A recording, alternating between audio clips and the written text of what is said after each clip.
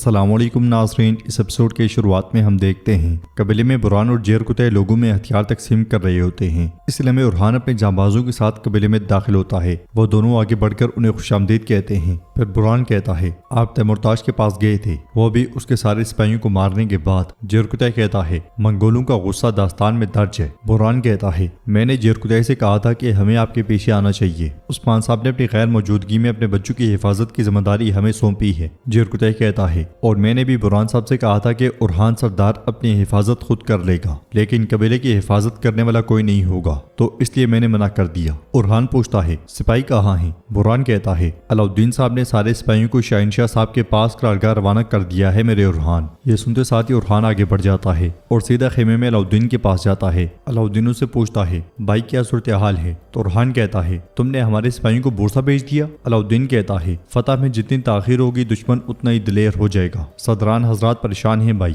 ارحان کہتا ہے دیوان بلاؤ علاؤالدین۔ علاؤالدین کہتا ہے دیوان ابھی تو بلایا تھا۔ ارحان کہتا ہے علاؤالدین دوبارہ بلاؤ۔ علاؤالدین پوچھتا ہے بھائی تم کیا کہنا چاہتے ہو؟ میں نے سارے سپاہی بورسا بھیج دیے ہیں، تمام سپاہی اور تمام صدران بورسا میں ہیں، صبح کا سورج طلوع ہوتے ساتھ ہی بورسا ہمارا ہوگا انشاءاللہ۔ ارحان کہتا ہے آج نہیں علاؤالدین، تم محاصرہ اٹھا لو گے، بورسا کچھ دیر اور ہمارا انتظار کرے گا۔ علاؤالدین غصے سے کہتا ہے وہ انتظار نہیں کرے گا بھائی۔ ارحان کہتا ہے علاؤالدین تم غلطی کر رہی ہو، میں نے کہا محاصرہ اٹھا لو۔ علاؤالدین چلاتے ہوئے کہتا ہے بھائی ایسا نہیں ہو سکتا۔ وہ اس قدر چیختے چلاتے ہیں کہ آوازیں باہر تک جا رہی ہوتی ہیں، صدران سپاہی کھڑے ہو کر سن رہے ہوتے ہیں۔ اندر علاؤالدین کہتا ہے میں نے سب کو بورسا بھیج دیا ہے، آخر تم کہنا کیا چاہتے ہو؟ ارحان کہتا ہے تم محاصرہ اٹھاؤ گے علاؤالدین، کائے کی تقدیر اسی پر ہے۔ ملون خاتون باقی خواتین کے ساتھ وہاں پہنچتی ہیں اور جیر کتے سے پوچھتی ہیں یہاں کیا ہنگامہ ہے؟ تو برہان کہتا ہے اندر تو قیامت برپا ہے ملون خاتون۔ ملون خاتون آگے بڑھتی ہیں اور انہیں آوازیں سنائی دیتی ہیں۔ اندر علاؤالدین کہتا ہے اگر تم کائے کے مستقبل کی فکر کرتے ہو تو جانتے ہو ہمیں بورسا لینا ہی ہوگا۔ سپاہیوں کے بیچوں بیچ دو مشکوک چہرے دکھائی دیتے ہیں۔ ارحان کہتا ہے تم آج ہی لشکر واپس بلاؤ گے،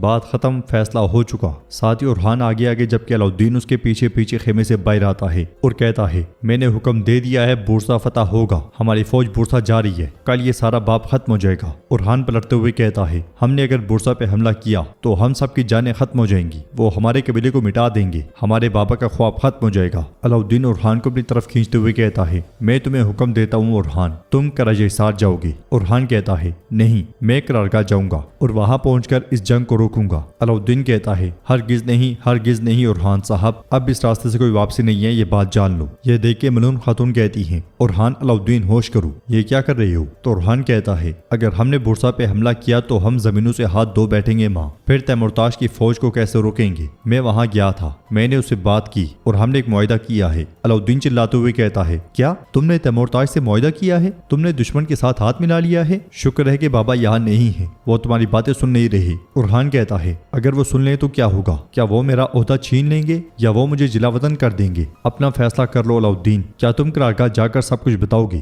یا پھر میں خود جا کر انہیں آگاہ کروں؟ علاؤالدین کہتا ہے مجھے تم روند کر ہی گزر سکو گے ارحان۔ ارحان کہتا ہے تب میں تمہیں روند کر ہی آگے بڑھوں گا۔ یہ کہتے ساتھ وہ علاؤالدین کو ایک زوردار مکہ دے مارتا ہے۔ وہ گتھم گتھا ہونے ہی لگتے ہیں کہ سپاہی انہیں پکڑ لیتے ہیں۔ ملون خاتون چلاتے ہوئے کہتی ہیں رکو رکو، یہ کیا کر رہے ہو؟ بس کرو بس، یہ کیسا جنون ہے؟ وہ دونوں مشکوک شخص بڑے غور سے سارا منظر دیکھ رہے ہوتے ہیں۔ ارحان علاؤالدین سے کہتا ہے اگر ہمارے راستے ایک نہیں رہے تو پھر میرے راستے میں کبھی مت آنا علاؤالدین، کرخلیل بلبان سپاہیوں کو اکٹھا کرو۔ ارحان جانے ہی لگتا ہے کہ علاؤالدین برہان اور جیر کتے سے کہتا ہے ارحان صاحب کو گھیر لیں، یہ حکم ہے عثمان صاحب کے نام پر۔ برہان پریشان ہوتے ہوئے کہتا ہے ہم عثمان صاحب کے نام پر ہر حکم بجا لائیں گے، لیکن علاؤالدین کہتا ہے برہان صاحب، ارحان صاحب کو گھیر لو، میری اجازت کے بغیر یہ کہیں نہیں جائے گا اور میں دوبارہ نہیں کہوں گا، ورنہ عثمان صاحب کو جواب تم ہی دو گے جب وہ لوٹیں گے۔ مجبوراً جیر کتے کہتا ہے سپاہیوں، یہ علاؤالدین صاحب کا حکم ہے، حکم پہ عمل کرو۔ یہ سنتے ساتھ ہی سپاہی آگے بڑھتے ہیں اور ارحان کو گھیر لیا جاتا ہے۔ ملون خاتون علاؤالدین سے کہتی ہیں بیٹا اس پہ دوبارہ غور کرو، مگر علاؤالدین کہتا ہے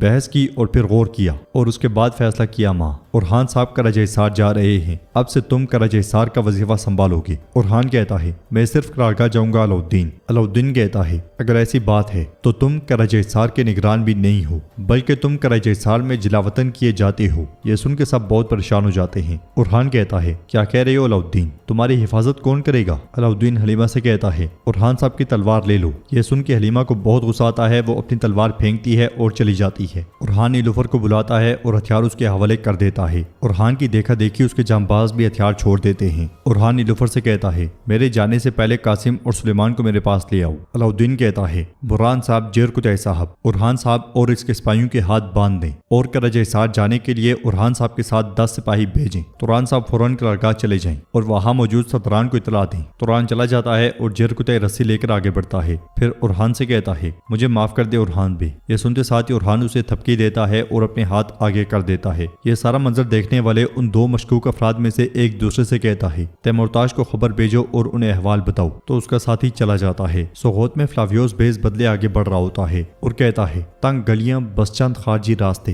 ہمیں اس سرائے کا پچھلا حصہ دیکھنے کی ضرورت ہے۔ اگلی لمحے فاطمہ سوغوت میں داخل ہوتی ہے۔ فاطمہ کو دیکھ کے فلاویوس بہت خوش ہوتا ہے۔ فاطمہ باجیان سے کہتی ہے تیراندازوں اپنی اپنی جگہ لے لو، لوہار گرم لوہا تیار رکھیں، ہمیں ہر وقت تیار رہنا چاہیے۔ ساتھ ہی فاطمہ بھی فلاویوس کو دیکھ جاتی ہے، وہ غصے میں آگے بڑھتی ہے تو فلاویوس اس کا پیچھا کرتا ہے۔ قبیلے میں قاسم ارحان سے پوچھتا ہے بابا آپ کہاں جا رہے ہیں؟ آپ کے ہاتھ کیوں بندھے ہوئے ہیں؟ سلیمان کہتا ہے میرے چچا نے ایسا کیوں کیا بابا؟ تو ارحان کہتا ہے میں سب کچھ ٹھیک کر دوں گا، تم بس اپنی تعلیم پہ توجہ دو۔ سلیمان کہتا ہے معاملات ہمیشہ بدتر ہوتے جا رہے ہیں، ہم آپ سے کب ملیں گے بابا؟ ملون خاتون قاسم اور سلیمان کو وہاں سے بھیج دیتی ہیں اور ارحان سے کہتی ہیں میرے بیٹے میں بہت پریشان ہوں لیکن میں کچھ نہیں کر سکتی۔ ارحان کہتا ہے اللہ کی امانت میں رہے ماں۔ یہ کہتے ساتھ ہی ارحان آگے بڑھ کر اپنے ساتھیوں کے ساتھ گھوڑا گاڑی پر سوار ہو جاتا ہے اور روانہ ہونے سے پہلے اس لمحے کو یاد کرتا ہے جب خیمے کے اندر اس نے علاؤدین سے پوچھا تھا تم مجھ پہ بھروسہ کرتے ہو؟ ہاں علاؤدین، کیا تم اپنے بھائی پہ بھروسہ کرتے ہو جس نے تمہیں کبھی مایوس نہیں کیا؟ تو علاؤدین نے کہا تھا جی ہاں بالکل میں کرتا ہوں، لیکن کیا آپ کو لگتا ہے کہ میرا دل یہ برداشت کر سکتا ہے؟ میں ایک عرصے سے برداشت کر رہا ہوں۔ ارحان نے اس سے کہا تھا ایک بار پھر میری بات سنو علاؤدین، صرف ایک بار۔ تو علاؤدین نے کہا تھا میں سنوں گا بھائی، بتاؤ تم کیا چاہتے ہو؟ ارحان نے جواب دیا تھا مجھے قبیلے سے نکال دو۔ اس خیال کے بعد ارحان مسکراتے ہوئے قبیلے سے روانہ ہو جاتا ہے۔ سب پریشانی میں اسے دیکھ رہے ہوتے ہیں۔ ادھر تیمورتاش تلوار تیز کر رہا ہوتا ہے، اسی لمحے اس کا کمانڈر اس کے پاس آتا ہے اور کہتا ہے ہمیں کئی قبیلے سے معلومات ملی ہیں گورنر تیمورتاش۔ تیمورتاش پوچھتا ہے کیا ارحان نے محاصرہ ختم کرنے کے لیے خانہ جنگی شروع کی جو عثمان کی بیماری شروع نہ کر سکی؟ کیا ارحان کی خیانت اس اقتدار کی کشمکش کا سبب بنی؟ کمانڈر کہتا ہے علاؤدین نے ارحان کو جلاوطن کر دیا ہے۔ یہ سن کے تیمورتاش کھڑا ہو جاتا ہے اور بلند آواز سے کہتا ہے مطلب کہ وہ سنبھال نہیں سکا؟ تو ایسا ہے، الفاظ ختم ہو گئے، اب تلواروں کے بولنے کا وقت ہے، نوکروں تیاری کرو۔ وہ علاؤدین اور شاہین شاہ احمق رحم کی بھیک مانگیں گے۔ میں کائی کے قلعے سے وہ آخری جنگ دیکھوں گا جہاں میں کائی کا دل چیر دوں گا۔ ادھر جنگل سے ارحان کو لے جایا جا رہا ہوتا ہے اور سب آگے بڑھتے ہی چلے جاتے ہیں۔ کارواں سرائے میں جیرکتائی عثمان صاحب کے پاس موجود ہوتا ہے اور ان سے کہتا ہے